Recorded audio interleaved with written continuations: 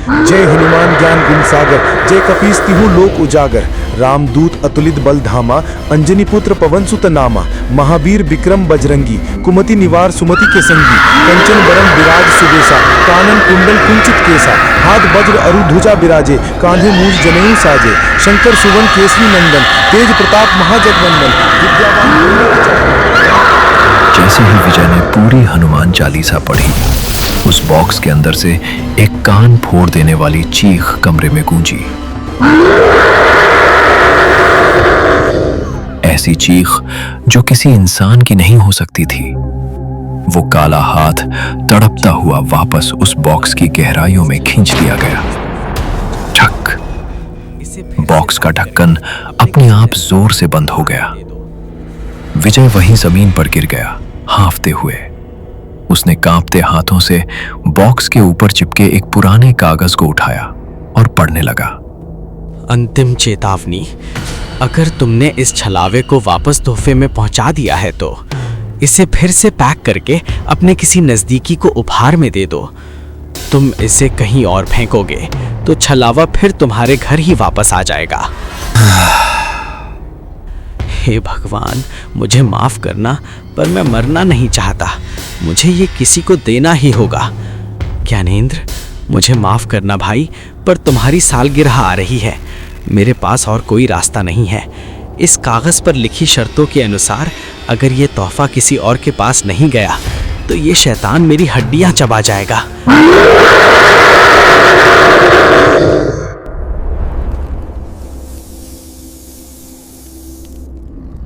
Paranormal classics. Gyanendra का बंगला रोशनी से जगमगा रहा था। हर तरफ हैप्पी बर्थडे ज्ञानेंद्र और हैप्पी न्यू ईयर 2026 के बैनर लगे थे। ज्ञानेंद्र और साथ में उसकी पत्नी सुमन पार्टी के शबाब में मस्त थे। मेहमान हंस रहे थे, संगीत तेज था और जाम छलक रहे थे। लेकिन इस खुशी के माहौल में एक चेहरा मुरझाया हुआ था, विजय। उसके हाथों में वही बड़ा सा लाल गिफ्ट बॉक्स था। उसके माथे पर पसीना था, जबकि बाहर मौसम ठंड का था। अरे विजय भाई, तू आ गया। मैं कब से तेरा इंतजार कर रहा था। और ये क्या, इतना बड़ा गिफ्ट? हाँ, हैप्पी बर्थडे भाई। ये बस एक छोटा सा तोहफा है मेरी तरफ से। बहुत नायाब चीज है। अरे वाह, शुक्रिया यार। चल इसे वहां बाकी तोहफों के साथ रख दे। नहीं ज्ञानेंद्र, मेरी बात सुन। मुझे तुझसे अभी बात करनी है। इस गिफ्ट के बारे में कुछ बताना है, अकेले में। अरे भाई, अभी तो पार्टी शुरू हुई है, शांत रहना, बाद में बात करते हैं। सुमन बुला रही है केक काटने के लिए। ज्ञानेंद्र भीड़ में खो गया। विजय एक कोने में खड़ा रहा। उसकी नजरें बस उस गिफ्ट पर थीं जो अब दूसरे गिफ्ट्स के बीच रखा था। वो वहीं इंतजार करता रहा। धीरे धीरे मेहमान जाने लगे। हॉल खाली होने लगा। रात के 1 बज चुके थे। सभी मेहमान जा चुके थे। विजय अबशी भी वहीं सोफे पर बैठा था, इंतजार में। ज्ञानेंद्र आखिरकार फ्री होकर उसके पास आया। भाई विजय, तू अभी तक यहाँ है? सब चले गए? ज्ञानेंद्र, मुझे उस गिफ्ट के बारे में बताना है। वो कोई आम गिफ्ट नहीं है। उसे खोलने से पहले। ज्ञानो, मामा जी का फोन है अमेरिका से, जल्दी बात करो, उनका ऑफिस का टाइम हो रहा है। ओ मामा जी, 2 मिनट रुक विजय, मैं बस अभी आया। ज्ञानेंद्र फोन लेकर बालकनी में चला गया और जोर जोर से हंसकर बात करने लगा। सुमन ने विजय की तरफ देखा और मजाक उड़ाने लगी। अरे विजय भैया, आज तो मेरे पति को छोड़ दो। सालगिरह हमारी है और तुम चिपक के बैठे हो। जाओ अब सो जाओ, कल बात कर लेना। भाभी, बात जरूरी थी, पर ठीक है, बस इतना बोल देना कि गिफ्ट खोलने से पहले मुझे कॉल करना। विजय वहां से निकल गया। रास्ते भर वो गाड़ी चलाते हुए ज्ञानेंद्र को कॉल करता रहा, पर ज्ञानेंद्र का फोन साइलेंट पर था। ज्ञानेंद्र और सुमन अपने बेडरूम में थे। पार्टी के कपड़े बदलकर वो दोनों आराम से जमीन पर बैठकर गिफ्ट खोल रहे थे। अचानक उनकी नजर विजय के उस बड़े लाल बॉक्स पर पड़ी। चलो देखते विजय ने इतना बड़ा क्या दिया है। बंदा आज बड़ा अजीब बर्ताव कर रहा था। अरे हाँ, डरपोक लग रहा था किसी बात से। खोलो इसे, देखते हम भी इसमें क्या है। ज्ञानेंद्र ने बॉक्स उठाया। उसके ऊपर एक पीला पड़ चुका कागज चिपका था जिस पर लाल स्याही से कुछ लिखा था। ये क्या है? चेतावनी? सुनो सुमन, इसमें कुछ नियम लिखे हैं। नियम गिफ्ट के लिए? पढ़ के सुनाओ तो जरा। पहला नियम, इस तोहफे को बिना खोले वापस अपने किसी नजदीकी के फंक्शन में उपहार में दे दो। दूसरा नियम, अगर तुमने इसे खोल ही लिया तो तुम्हें उसमें कुछ भी नहीं दिखेगा, बस एक अनंत गहराई का अंधेरा दिखेगा, पर उससे आंखें ना हटाना, भूल कर भी नहीं। तीसरा नियम, उस अनंत गहराई में कुछ भी मत डालना, खासकर अपना हाथ या शरीर का कोई हिस्सा तो बिल्कुल नहीं। अगर ऊपर दिए किसी नियम को भी तुमने नजरअंदाज किया तो तुम्हारा सामना मौत से हो सकता है। चौथा नियम, अगर अब भी बचना चाहते हो तो बिना पलक झपकाए हनुमान चालीसा तुम्हें पढ़नी होगी। हर गलती या पलक झपकाने पर वो शैतान धीरे धीरे इस बॉक्स से बाहर आ जाएगा। याद रखो, बिना पलकें झपकाए तुम्हें उस शैतान से निगाहें नहीं हटानी हैं। पांचवां और अंतिम नियम, अगर तुमने उस शैतान को वापस से तोहफे के अंदर भेज दिया है तो वापस से इसे पैक करके अपनी किसी नजदीकी को दे दो। याद रखना, तुम इसे कहीं भी फेंक नहीं सकते। हे भगवान, विजय भी ना, ये पक्का कोई प्रैंक गिफ्ट है। उसने कोई हॉरर थीम वाला खिलौना दिया होगा। सही में यार, विजय जानता है कि हम इन सब में यकीन नहीं रखते। उसने हमें डराने के लिए ये सब लिखा है। सामना मौत से होगा। ड्रामा देखो इसका। चलो देखते हैं इसके अंदर कौन सा भूत है। ज्ञानेंद्र ने डर और मजाक के बीच उस बॉक्स 100 का ढक्कन खोला। जैसे ही ढक्कन हटा, कमरे की रोशनी थोड़ी धीमी हो गई। बॉक्स के अंदर कोई तल नहीं था, सिर्फ घुप अंधेरा। ऐसा अंधेरा जो रोशनी को भी खा जाए। ज्ञानू, ये अंदर से खाली क्यों लग रहा है? इसका निचला हिस्सा कहाँ है? ये जरूर कोई इल्यूजन बॉक्स है। शीशों का कमाल होगा। रुक, मैं चेक करता हूँ।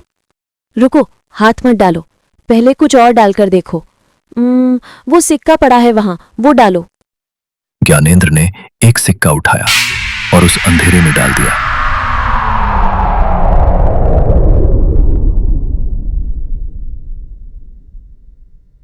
ट्रिंग की आवाज आनी चाहिए थी, लेकिन वहां से एक लंबी वूश की आवाज आई, जैसे कोई चीज किसी गहरे कुएं में गिर रही हो।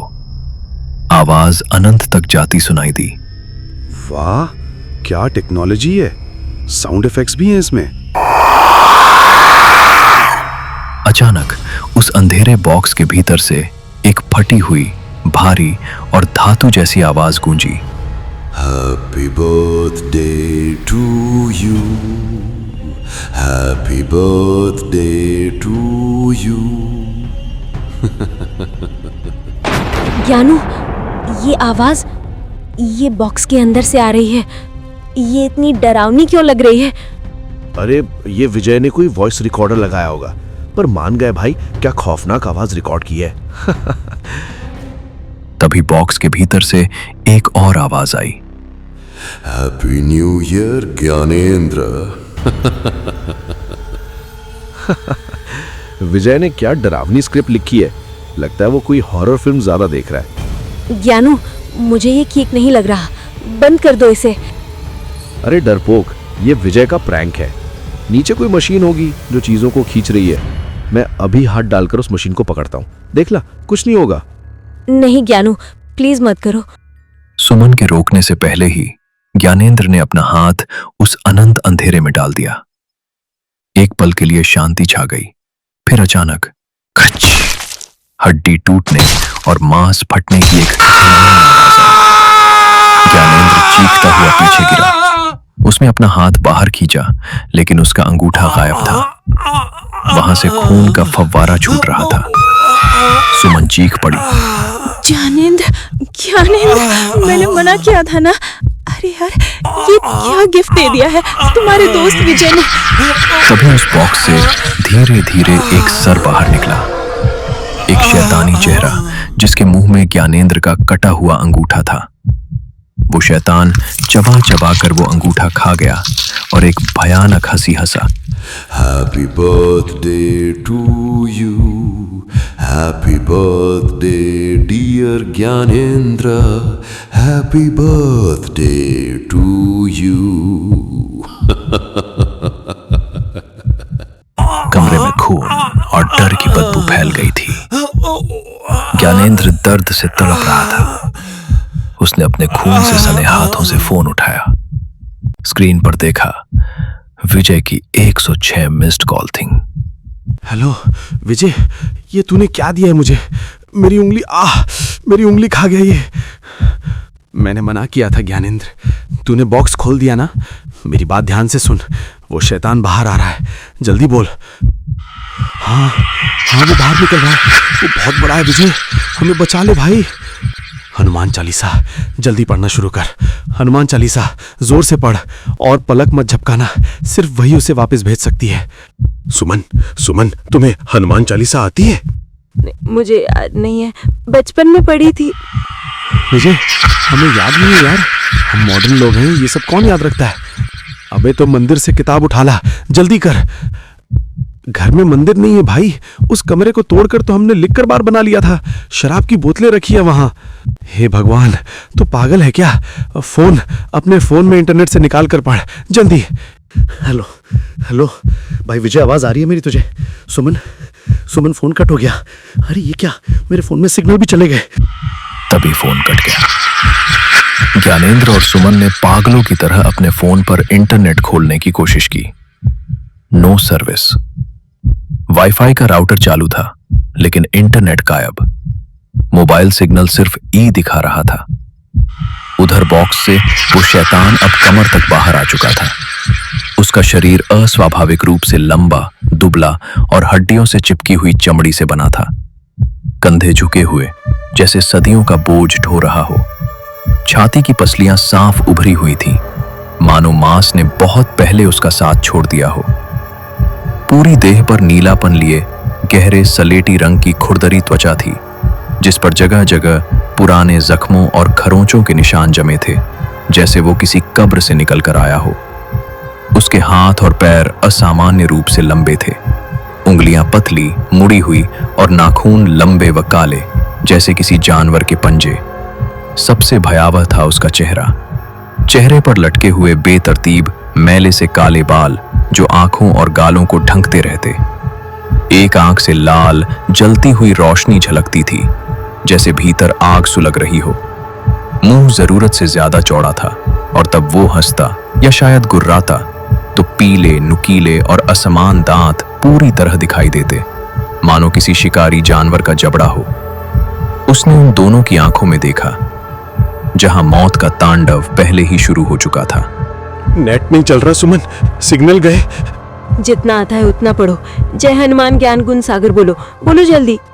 जय हनुमान ज्ञान गुण सागर, जय कपीस तिहु लोक उजागर। डर के मारे उनके शब्द लड़खड़ा रहे थे। उन्होंने गलत पंक्ति बोली। गलतियां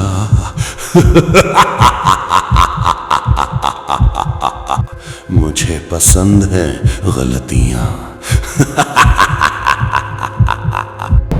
शैतान जोर से हंसा।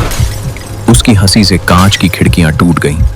वो पूरा बाहर निकल आया, 7 फीट का विशाल भयानक साया। उसका शारीरिक ढांचा इंसान जैसा होते हुए भी पूरी तरह अमानवीय लगता था। देर हो गए। नहीं, ज्ञानेंद्र बचाओ। चलो मिलकर जन्मदिन मनाते हैं। मैं तुम्हारा जिस्म काटूंगा और तुम गाना गाना। मुझे छोड़ दो, जो चाहो ले लो, पैसा घर सब ले लो। मुझे सिर्फ तुम्हारी रूह चाहिए। Happy new year Gyanendra. बस एक झटके में उस शैतान ने दोनों के शरीर को फाड़ कर अलग कर दिया।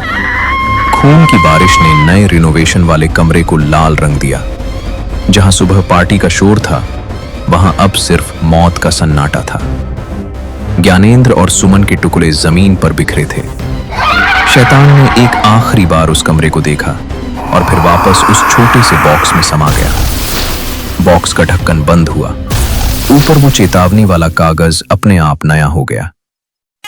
अगली सुबह शहर के एक व्यस्त रास्ते पर एक बड़ी दुकान के किनारे वही लाल रंग का खूबसूरत तोहफा पड़ा था। चमकदार रैपिंग पेपर और ऊपर एक नोट। लोग आते जाते उसे देख रहे थे। एक राहगीर वहां रुका। उसने इधर उधर देखा और खुश होते हुए वो बॉक्स उठा लिया। अरे वाह, लगता है किसी का महंगा गिफ्ट गिर गया है। आज तो मेरी लॉटरी लग गई। जैसे ही उसने बॉक्स उठाया, भीतर से एक बहुत ही धीमी, न सुनाई देने वाली आवाज आई। Welcome to 2026. Happy New Year. शैतान को अपना नया शिकार मिल चुका था।